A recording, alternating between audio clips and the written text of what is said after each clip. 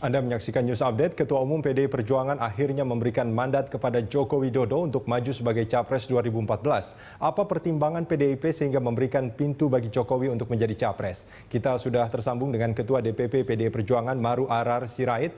Pak Ara, apa pertimbangan PDIP menyerahkan mandat ini kepada Jokowi? Begini, Mas Rudi ya, terima kasih. Ya, saya rasa kita memilih wali kota proses yang sangat panjang. Tentu mempertimbangkan soal ideologinya, soal track recordnya, integritasnya, kapabilitasnya, dan dukungan publik. Apalagi kita memilih seorang calon presiden. Kewenangan yang diberikan kepada Mbak Mega dalam Kongres ya. Kongres itu forum tertinggi partai. Dihadiri 500 pengurus partai di semua kabupaten Indonesia. Dihadiri 33 provinsi pengurus partai di seluruh Indonesia. Tentunya tidak sembarangan ya, ribuan kader PDI Perjuangan yang ada di Kongres waktu itu dan jutaan di Indonesia memberikan kepercayaan kepada Mbak Mega. Kalau tidak didasarkan kepada kepercayaan kepada Mbak Mega, kita percaya kepada Mbak Mega karena beliau terbukti selama ini membawa partai kami dalam garis perjuangan bersama dengan rakyat. Dan hari ini sekali lagi Mbak Mega membuktikan sesudah 2 tahun lalu, kita masih ingat pemilihan gubernur Jakarta, ada yang pikirkan, ada yang usulkan calon lain. Mbak Mega dengan teguh dan pendirian yang kuat memutuskan Mas Jokowi. Pada saat awalnya banyak yang berpandangan berbeda. Tapi kemudian akhirnya bisa menang dan bisa melakukan perubahan secara bertahap di Jakarta ini. Begitu juga Mas Ganjar tahun lalu. Surveinya pada saat diputuskan masih sangat rendah. Kemudian bisa menang dan banyak melakukan perubahan di Jawa Tengah. Beda sekarang dengan Mas Jokowi.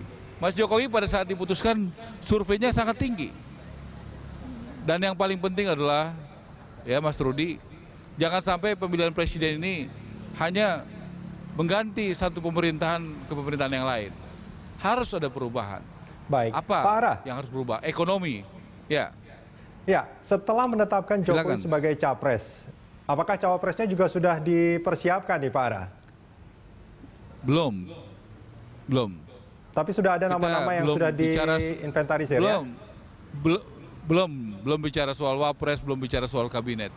Kita hari ini berbicara soal calon presiden dan bagaimana memenangkan pemilu legislatif. Kita yakin dengan diumumkannya Mas Jokowi, elektibilitas PDI Perjuangan 9 April nanti bisa mendapat angka sekitar 35%. Kita yakin itu. Ya, Pak Ara, ini meskipun belum ditetapkan, nama Puan Maharani sempat disebut-sebut sebagai cawapres. Apakah ini juga dipertimbangkan oleh PDIP? Ya, tentu kita akan menyerahkan kepada Mbak Mega. Ada proses diskusi, ada proses survei. Itu tentunya perlu diberikan suatu waktu sehingga keputusannya juga bijaksana dan tepat seperti sekarang Mbak Mega memutuskan Mas Jokowi. Perlu ada waktu jeda untuk memantau, melihat dan mendalami. Artinya kemungkinan untuk yang itu penting masih tadi, sangat terbuka Mas ya? Rudi, begitu yang penting Mas Rudi, perubahan ini harus terjadi. Bukan hanya ekonomi yang pertumbuhannya tinggi, tetapi juga pemerataan.